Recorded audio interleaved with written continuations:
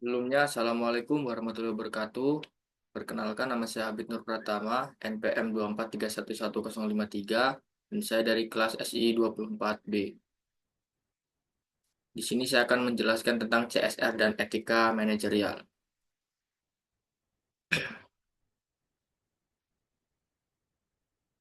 Definisi dan pentingnya CSR. CSR merupakan komitmen perusahaan untuk beroperasi secara etis dan bertanggung jawab terhadap pemangku kepentingan. Satu, meningkatkan citra, membangun reputasi positif dan kepercayaan publik.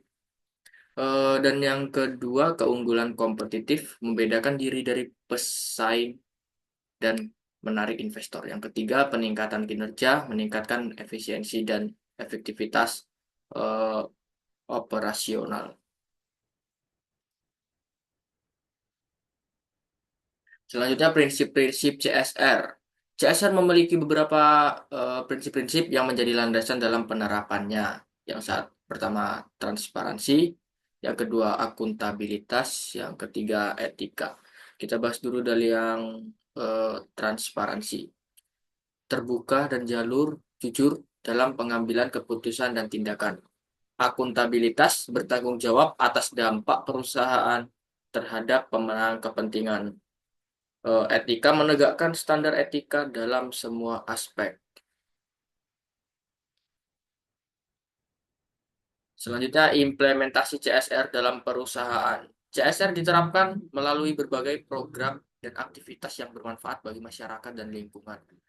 Satu, identifikasi masalah, memahami isu sosial dan lingkungan di sekitar perusahaan. Kedua, perumusan strategi, menetapkan tujuan dan program CSR yang sesuai dengan kebutuhan. Yang ketiga, implementasi program, melaksanakan program CSR secara terstruktur dan terukur.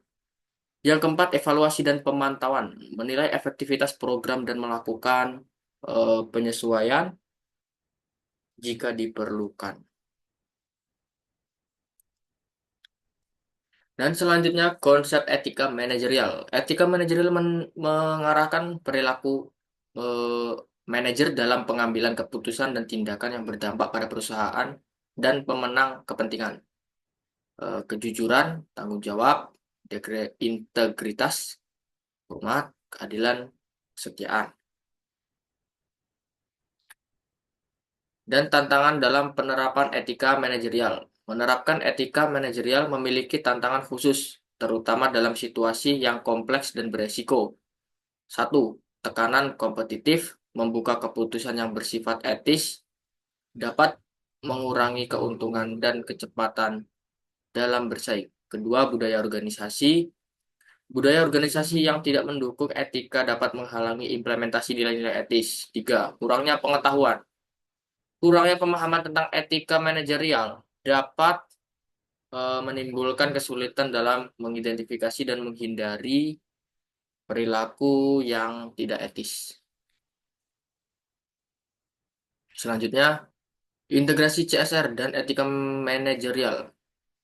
CSR dan etika manajerial saling terkait dan memperkuat satu sama lain untuk menciptakan bisnis yang berkelanjutan. CSR dan etika manajerial saling terkait dan memperkuat satu sama lain dalam menciptakan bisnis yang berkelanjutan. Yang pertama, terus meningkatkan kepercayaan pemenang kepentingan melalui tindakan etis dan tanggung jawab sosial. Yang kedua, sustainability, menciptakan bisnis yang berkelanjutan dengan memperhentikan aspek ekonomi, sosial, dan lingkungan. Selanjutnya, collaboration, mendorong kolaborasi antar pemenang kepentingan dalam mendukung program CSR dan implementasi etika manajerial. Selanjutnya, studi kasus keberhasilan. Banyak perusahaan yang telah menjalankan program CSR dan menerapkan etika manajerial dengan hasil yang positif.